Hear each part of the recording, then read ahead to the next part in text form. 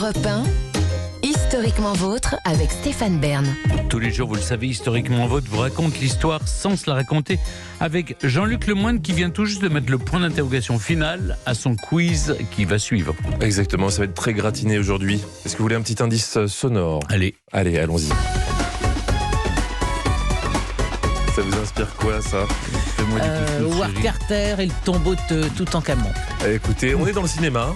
On va aller à Bollywood aujourd'hui. Ah, c'est Bollywood. Ah, c'est la oui, musique ça. indienne. Ah Moi, bah je suis oui, complètement à j'étais- côté moi de la aussi. plaque. J'étais déjà dans la palmeraie de Marrakech. Ah oui, moi. c'est ça. Vous n'avez pas l'oreille, c'est pas grave. Ah, pas du tout. Ouais.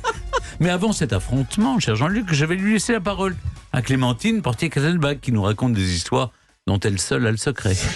Dans l'intimité de l'histoire. Donc aujourd'hui, Clémentine, vous revenez sur le destin d'un écrivain, poète et homme d'État qui fut la cheville ouvrière de l'indépendance du Sénégal avant d'en devenir d'ailleurs son premier président. Oui, un magnifique personnage. Ah, c'est vraiment le charme de cette émission, de passer de Newton à Léopold Sédar Senghor.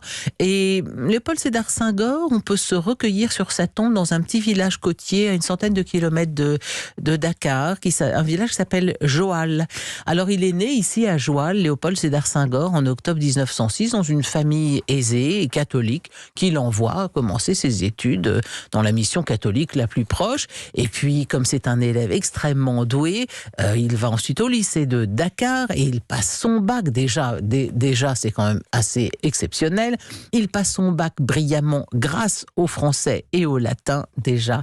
Et il est en effet tellement doué que ses profs le poussent à aller poursuivre ses études en métropole. Et pour cela, il obtient une bourse. En 1928, il faut imaginer Léopold Sédar Senghor, qui était évidemment le seul Africain de sa classe, se trouve au lycée Louis-le-Grand. Le lycée Louis-le-Grand qui est quand même aussi celui qui a fréquenté un certain nombre de grands personnages de l'histoire de France, comme Robespierre, par exemple. Oui, c'est pas le même genre. Hein. En tout cas, à Louis-le-Grand... C'était considéré comme le lycée d'excellence Oui, bien à Paris. sûr. Et il fait Hippocagne et Cagne, qui sont les deux préparations à l'école normale supérieure. Et là, il se retrouve en classe avec Georges Pompidou et ils deviennent amis. Et tous les deux partagent la même passion pour la littérature et la poésie. Leur rêve, c'est de faire une thèse d'État et de devenir prof au Collège de France. Voilà l'objectif. Ils n'ont aucune envie de faire de la politique, aucune ambition politique. Donc la suite logique de ces études de lettres, pour Senghor, c'est d'abord une licence de lettres à la Sorbonne en 1931.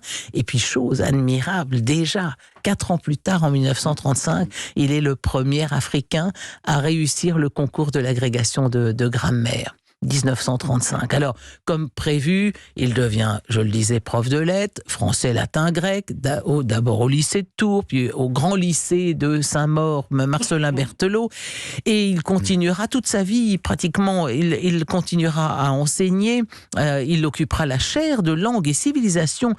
Aujourd'hui, ça passerait pas, ça, hein, la chaire de langue et civilisation négro-africaine à l'École nationale de la France d'Outre-mer.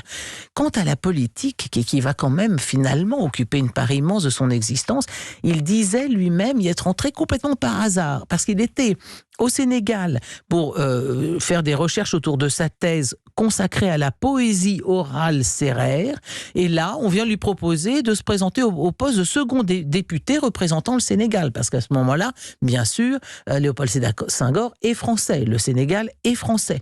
Il hésite, lui, c'est pas du tout son truc, il veut être poète et prof, pas député. Il accepte finalement, mais il annonce la couleur. Mon but est l'indépendance du Sénégal dans l'amitié avec la France. Il est le premier politique d'Afrique francophone à demander l'indépendance de son pays. Et puis, alors ensuite, suit toute une carrière politique à tous les échelons. Et d'abord en France, bon, je le disais, il a été député représentant l'Afrique. Il appartenait à la SFIO, c'est l'ancienne forme du parti, l'ancien nom du Parti socialiste, oui. Mais il a été aussi secrétaire d'État à la présidence du Conseil en 1955. Et ministre conseiller du général de Gaulle en 59. C'est quand même une belle... Ça aurait pu être une carrière d'énarque, en tout cas une carrière éclair et très brillante. En 48, il a fondé son propre parti au Sénégal, le Bloc populaire sénégalais, et c'est sous son impulsion que le processus d'indépendance du Sénégal se fait en douceur. Et oui, en douceur, le Sénégal devient une république le 15 novembre 1958 et accède à l'indépendance le 20 août 1960. Et Senghor en devient le premier président de la République. Son charisme et sa popularité sont tels qu'il va faire 5 mandats présidentiels jusqu'aux élections de 1981. Là, il est remplacé par Abou Diouf. Enfin, quand même, 5 mandats, ça doit faire rêver bien des présidents. Et puis c'est là, alors là, évidemment, quand il cède la place, l'écrivain et le poète peuvent reprendre le devant de la scène. D'ailleurs, Senghor a toujours dit que depuis les bancs du lycée Louis-le-Grand, que ce qui comptait avant tout pour lui, c'était son œuvre littéraire avant son œuvre politique. Il devient le 2 juin 1983 premier Africain à être élu à l'Académie française. Oh, mais ça fait rêver, voilà. La grecque de grammaire, ça aussi. Enfin, peut-être que pour certains c'est un cauchemar, mais et on ne compte pas les prix qu'il a reçus pour ses travaux. Il était docteur honoris causa de 37 universités. Vous savez qu'il vivait le plus clair de son temps en Normandie. Sa femme avait hérité d'une maison à Verson, à 60 km de Deauville, dans le Calvados. Et y compris quand il était président du Sénégal, il y passait beaucoup de temps. Il y a développé le concept de normandité et se qualifiait lui-même de Normand parmi les Normands.